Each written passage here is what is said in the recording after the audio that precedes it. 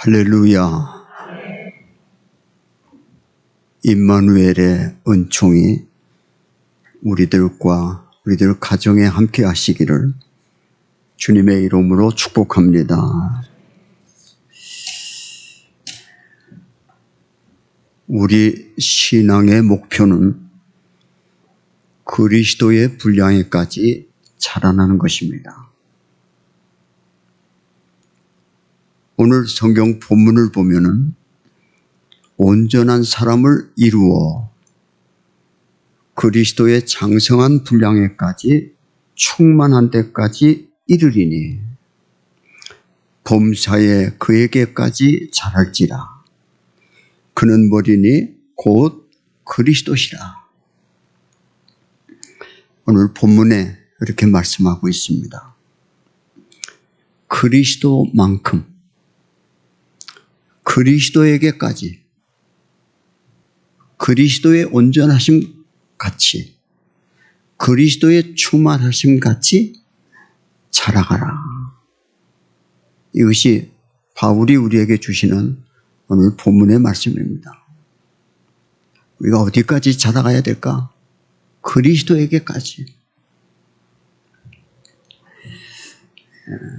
사도 바울은 빌립보서 3장에서 내가 이미 얻었다 함도 아니요 온전히 이루었다 함도 아니라 그리스도께 잡힌 바 된 그것을 잡으려고 달려가노라. 이렇게 말씀하고 있습니다.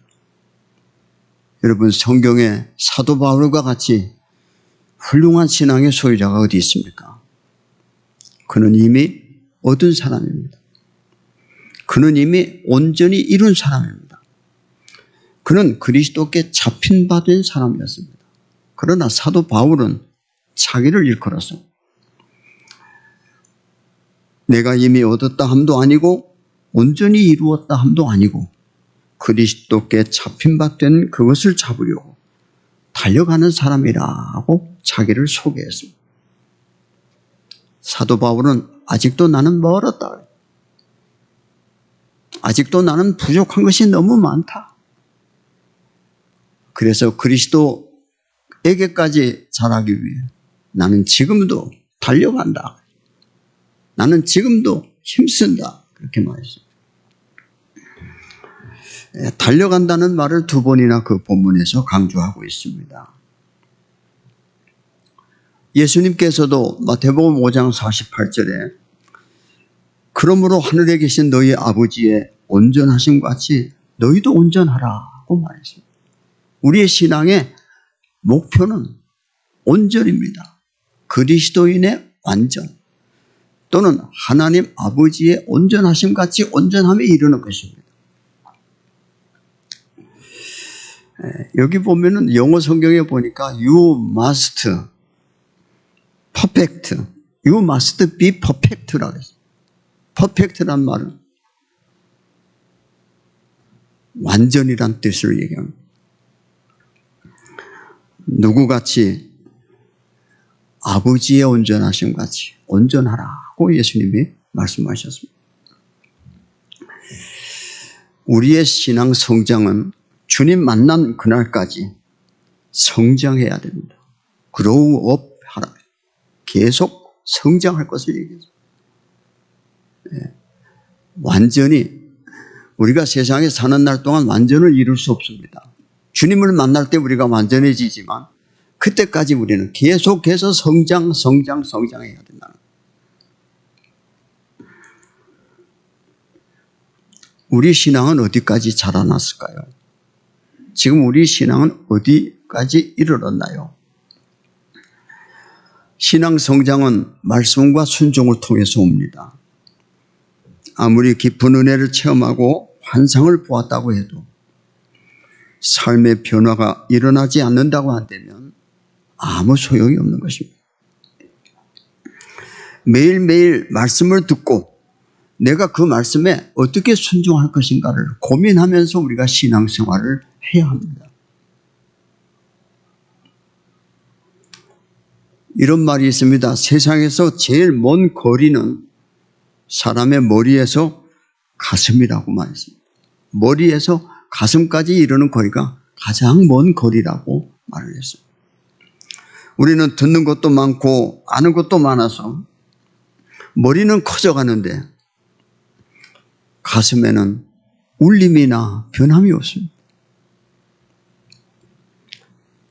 머리로 알고 가슴에 감동을 가지고 그 울림이 발로 전달되어서 머리와 가슴과 발이 함께 움직이는 신앙으로 나아가도록 우리가 힘써야 한다고 어떤 사람은 말했습니다. 듣지만 말고 감동과 도전만 받지 말고 삶으로 살아나는 변화의 삶, 이것이 성경이 우리에게 요구하는 삶이다라고 말할 수 있습니다. 오늘 저는 온전한 그리스도인으로 자라가기 위해서 3가지 단계를 말씀드리려고 합니다. 첫 번째는 하나님의 말씀에 대한 굶주림이 있어야 한다 하는 것입니다. 시편 42편 1절로 2절에 보면 다윗이 이렇게 시를 읊었습니다. 하나님이여, 사슴이 시냇물을 찾기에 갈급함같이 내 영혼이 주를 찾기에 갈급하나이다. 내 영혼이 곧 살아계시는 하나님을 갈망하나니 내가 어느 때에 나아가서 하나님의 얼굴을 배울고 라고 말하면서 내 눈물이 주야로 내 음식이 되었습니다 라고 말했습니다. 우리는 하나님의 말씀을 영혼의 생수라고 말합니다. 우리가 하나님의 말씀인 생수를 얼마나 갈급해 하십니까? 목마른 사슴이 시냇물 찾기에 갈급함처럼 우리가 주의 은혜를, 주의 말씀을 그렇게 갈망하면서 살아가고 있는지, 그렇게 갈급해 하면서 살아가는지 한번 이 말씀에서 우리가 우리 신앙을 점검해 봤으면 좋겠습니다. 하나님의 말씀을 생수처럼 여기십니까? 목말라 보지 않은 사람은 이 생수의 효력을 모릅니다. 목이 말라서 갈증이 나서 혀가 꼬부라지는 경우까지 간 사람, 물의 고마움을 아는 사람입니다. 우리가 하나님의 말씀에 대한 영적 생수에 대해서 우리가 그런 갈급함을 가지고 있는지, 가졌는지 우리가 한번 생각해 볼 것입니다. 오늘 시편 기자는 다윗은 그런 경험을 노래로 시편 42편에서 말씀하고 있습니다. 또 하나님의 말씀을 우리는 하늘의 양식, 떡, 빵이라고 말을 합니다. 배고픈 사람처럼 간절히 빵, 떡을 우리가 구해봤는지, 굶주린 자에게 떡은, 굶주린 자에게 빵은 곧 생명인 것입니다. 우리가 하나님의 말씀을 굶주림으로, 갈급함으로 사모하는 마음이 있을 때 우리들이 그 말씀에서 힘을 얻고 우리의 신앙의 성장을 가져오게 된다고 성경은 말하고 있는 것입니다. 시편 107편 9절에 보면은 그가 사모하는 영혼에게 만족을 주시며 줄인 영혼에게 좋은 것으로 채워주심이로다. 사모하는 사람에게 하나님은 영적 만족을 주신다 했습니다. 줄인 영혼에게 하나님은 좋은 것으로 채워주신다 했습니다. 우리는 하나님의 은혜를, 하나님의 말씀을 목마른 자처럼, 줄인 자처럼 사모하고 살아가는지 한번 우리 자신을 질문해 보면 좋겠습니다. 하나님은 그런 자에게, 사모하는 자에게, 갈급해하는 자에게 만족한 은혜를 주신다 그랬습니다. 믿으시면 아멘 합시다. 마태복음 5장 6절에도 예수님은 의에 줄이고 목마른 자는 복이 있나니 그들이 배부를 것입니다 그랬습니다. 가끔 우리 그리스도인들은 금식이 필요합니다. 금식을 통해서 굶주림을 경험합니다. 굶주림을 통해서 우리의 영적 갈증과 목마름, 배고픔을 경험하게 됩니다. 저는 개척하면서 저희 집사람 문제를 놓고 교회 건축을 위해서 금식을 참 많이 했습니다. 밥 먹는 날보다도 금식하는 날이 더 많았습니다. 그때 제 체중이 48kg에서 50kg였습니다. 빼짝 말랐습니다. 근데 그 금식을 하면서 성경을 읽을 때 그 성경 말씀이 어떻게 굴속이 같이 그렇게 단지 모릅니다. 그 성경 속에서 그 말씀 속에서 생수를 맛보는 느낌을 체험하게 됩니다. 경험해보지 않은 사람은 아마 모를 것입니다. 금식을 통해서 그것을 알 수 있습니다. 우리는 하나님의 말씀을 어떤 정신으로, 어떤 목적으로 접근합니까? 사람들은 자기가 세운 목표에 지배를 받고 좌우됩니다. 성경을 연구할 때 단순히 성경 지식을 터득하기 위해서 성경을 공부합니까? 성경을 배웁니까? 성경을 읽습니까? 아니면 성경에 대한 완벽한 지식을 목표합니까? 해박한 지식. 마르틴 루터는 성경 어디를 펴서 어디를 읽든지 내가 그 구절을 어느 책, 어느 장, 어느 절에 있다고 말할 수 있다라고 말할 정도로 성경에 해박한 지식을 가진 사람이 마르틴 루터였습니다. 그는 히브리어를, 헬라어를 독일어로 번역한 사람입니다. 또 성경을 통해서 거룩해지기를 목표합니까? 성경을 통해서 우리는 축복을 받기를 원해서 성경을 연구합니까? 성경을 듣습니까?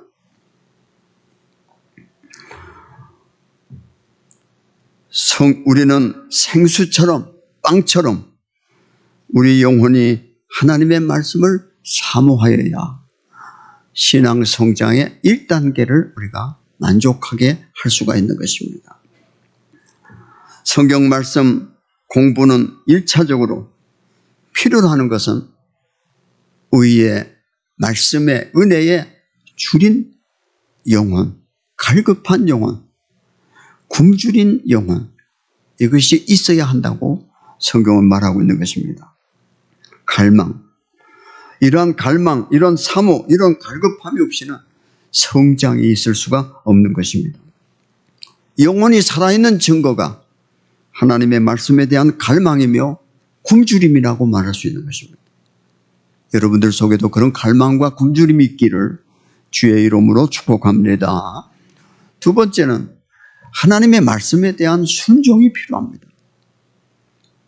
누가복음 11장 28절에 보면은 예수께서 이르시되 오히려 하나님의 말씀을 듣고 지키는 자가 복이 있느니라 하시니라.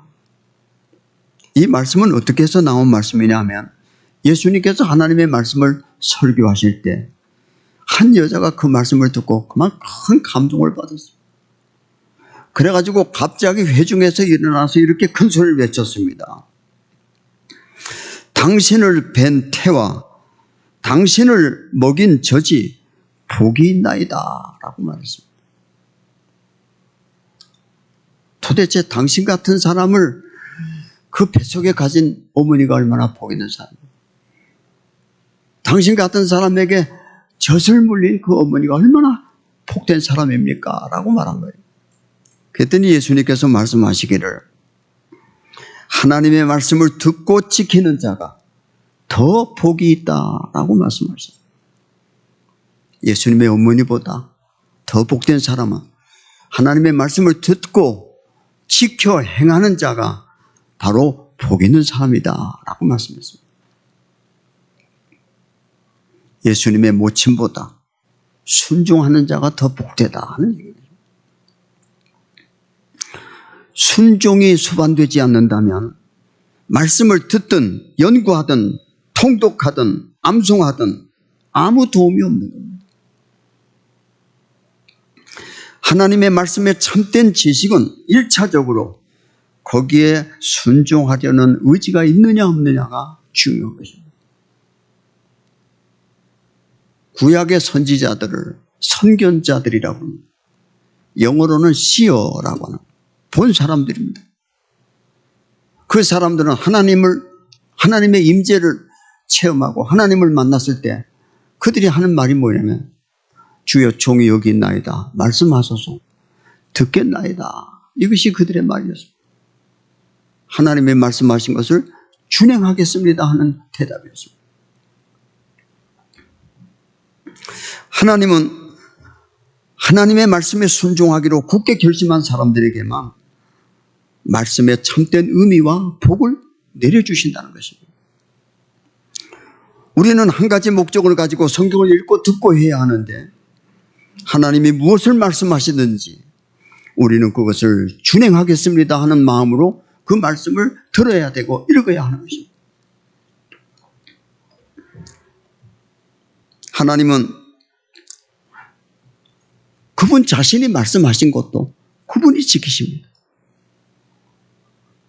내가 말한 것, 내가 마음대로 폐기하는 게 아니라 하나님이 말씀하신 것을 하나님도 준행하셨습니다. 하나님도 하나님이 하신 말씀을 지키시고 이루십니다. 창조 시에도 말씀하시면 그 말씀이 그대로 이루어졌습니다. 순종했습니다. 다윗도 말씀하신 대로 행하사 솔로몬도 여호와께서 말씀하신 것을 이제 그 손으로 이루셨도다. 말씀. 구약에서 말씀하신 하나님은 신약에서 이루시고 구약에서 이루신 하나님의 말씀이십니다. 하나님의 말씀은 그의 입에서 나가서 그것이 없어지는 게 아니라 반드시 그 일을 이루시게 하시는 능력이 하나님의 말씀의 능력인 것입니다. 예수님도 이 땅에 오셔서 그가 사시고 십자가의 길을 그리고 십자가를 지신 것은 아버지께서 내게 하신 말씀을 이루기 위해서 사셨고 순종하셨다고 말씀하고 있습니다. 그렇게 말씀하신 성령이 어떻게 이루어지겠느냐? 내가 불순종하게 된다면 그것이 어떻게 이루어지겠느냐 말씀하십니다. 하나님의 약속은 하나도 오차 없이 다 이루십니다. 1.1핵이라도. 우리가 하나님의 말씀에 대해서 알고 싶어하고 감탄하고 칭송하면서도 그것에 순종을 하지 않는다고 한다면 그것은 스스로를 기만하는 것이 된다라고 말하고 있습니다. 우리가 그것들을 지키고 순종할 때 비로소 참 의미와 참 축복을 깨닫게 되고 순종할 때 우리의 삶에서 참다운 진보를 경험하게 된다 하는 것입니다. 하나님이 분부한 것을 지켜 행할 때 참된 거룩, 그리스도를 닮아가는 그리스도인으로 변화되게 된다는 것입니다. 할렐루야. 세 번째 말씀은 믿음과 행함에 대해서 말씀을 드리겠습니다. 야고보서 2장 26절에 보면 영혼 없는 몸이 죽은 것 같이 행함이 없는 믿음은 죽은 것이라 했습니다. 온전한 믿음은 행함이 있는 믿음인 것입니다. 예수님이 산상수훈을 마태복음 5장, 6장, 7장에 걸쳐서 긴 설교를 산 위에서 하셨습니다. 그 설교를 하시고 난 다음에 그 설교를 마치면서 결론으로 주신 말씀이 마태복음 7장 24절에 나옵니다. 그러므로 누구든지 나의 이 말을 듣고 행하는 자는 그 집을 반석 위에 집지은 지혜로운 사람 같으리니 비가 오고 바람이 불고 창수가 나도 그 집이 무너지지 아니하면 그 주초를 반석 위에 세운 연고라고 말씀하셨습니다. 그러나 내가 너희에게 전한 말을 듣고 행치 아니하면 그 집은 모래 위에 지은 집과 같아서 비가 오고 바람이 불고 창수가 날 때 그 집은 무너짐이 심하리라. 그 주초를 모래 위에 세운 까닭이다 했습니다. 모래 위에 세운 집은 뭡니까? 모래 위에 세운 우리의 신앙은 뭡니까? 인간의 지식이나 인간의 생각이나 인간의 어떤 것들을 의미하는 것일 겁니다. 그것들은 다 무너지게 되어 있습니다. 앞으로 우리 나라가 또는 세계가 주님의 오실 날이 머지않아서 여러 가지 핍박이 오지 않을까 생각하고 있습니다. 그때 가면은 어느 교회는 몇천 명이 모였더라, 어느 교회는 몇만 명이 모였더라 하는 교회에서 과연 몇 명이 알곡이 거기에 남아있을지 모르겠습니다. 우리는 그날을 생각하면서 우리의 믿음을 반석 위에 세운 믿음, 비 같은 바람 같은 장수 같은 고난과 시련이 와도 무너지지 않는 집을 세우는 우리들의 신앙이 되도록 힘쓰지 않으면 안 된다는 것이 우리가 생각하며 영적으로 깨달으며 준비하고 우리의 마음을 조급하게 하시는 하나님의 역사를 우리가 생각하게 되는 겁니다. 그냥 이런 세월로 가는 게 아니고 주님의 오실 날이 머지않으면 우리가 생각하면서 준비할 것을 우리에게 경고하시는 하나님의 사인이 아닌가 생각이 됩니다. 야고보는 말씀을 듣고 행하지 않으면 자기를 속이는 자가 된다고 말했습니다. 옛 선조들은 앞서 믿음을 훌륭하게 우리에게 보여준 믿음의 선배들은 순종이 그들의 특징이기도 했습니다. 노아는 하나님이 자기에게 말씀하신 모든 명령을 다 준행했다고 여러 번 나옵니다. 아브라함은 믿고 갈대아 우르를 떠나서 가뭄이 오고 여러 가지 어려움을 겪으면서도 결코 그가 자기가 떠나온 갈대아 우르를 얼마든지 돌아갈 수 있었을 텐데도 그는 돌아가지 않냐. 가다가 죽더라도 하나님 앞에 순종하면서 나아갔던 사람이 아브라함.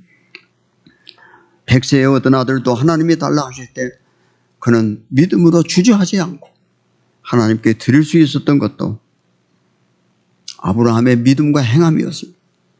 그의 행함을 보시고 하나님께서는 네가 이제야 나를 사랑하는 줄 내가 이제 알았노라고 말씀하시던 것입니다. 기생 라합은 야고보서에서 말하는 겁니다. 기생 라합은 여리고를 정탐하러 온 두 사람을 자기 집에 숨겼습니다. 이 일은 잡히면 어떻게 되는지 잘 아는 여인. 기생 라합은 자기의 생명을 그들과 바꿀 수도 있는 문제입니다. 그러나 그들을 숨겼습니다. 그리고 그들을 지혜롭게 따돌리고 다른 길로 안전하게 돌아가도록 도와주었습니다.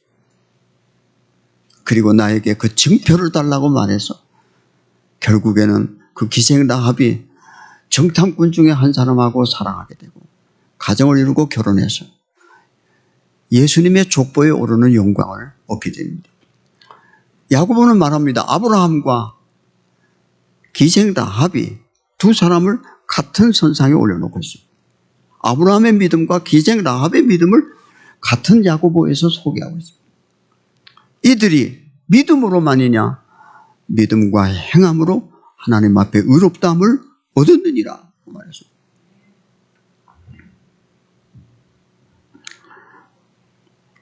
저들의 믿음이 행함으로 나타날 때 하나님께서 그것들을 인정하셨고 그것들을 칭찬하셨습니다.